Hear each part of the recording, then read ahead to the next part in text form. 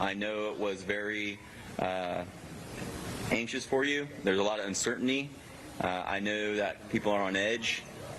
We don't exactly, know when is the next one going to happen.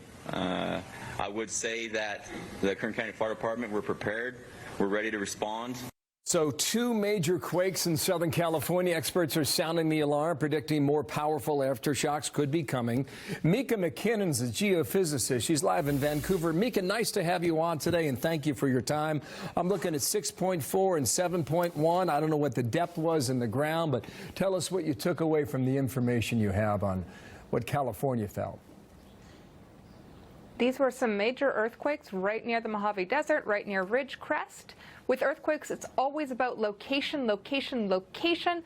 We're really lucky this was out in the desert where the population density is low. Had a similar earthquake happened on the San Andreas Fault near Los Angeles, this would be a much more tragic story. Ridge Crest, 150 miles due north of L.A., right? That's what the map tells us. Largely desert, as you point out. When people say this is a precursor to the big one, what do you, knowing that you're an expert in this, what do you say to that?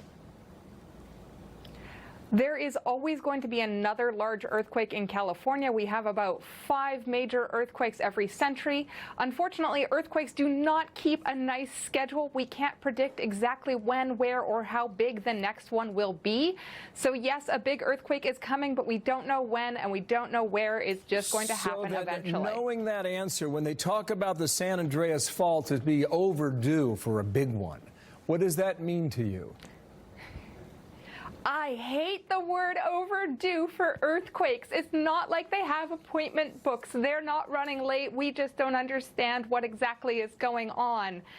Unfortunately, because this earthquake was off in the Mojave Desert, it was on a different set of faults. This earthquake had absolutely nothing to do with when or where the next San Andreas earthquake will be.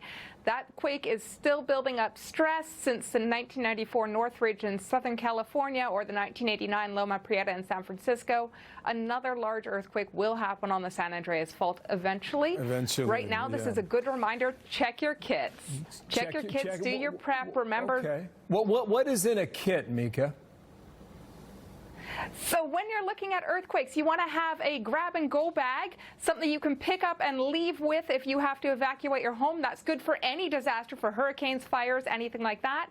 You also want a stay-and-survive kit, all the materials you need to be able to handle life on your own for at least 3 days, preferably a week or 2. Okay, great stuff. Last point here. Earthquakes don't keep calendars. That's pretty obvious.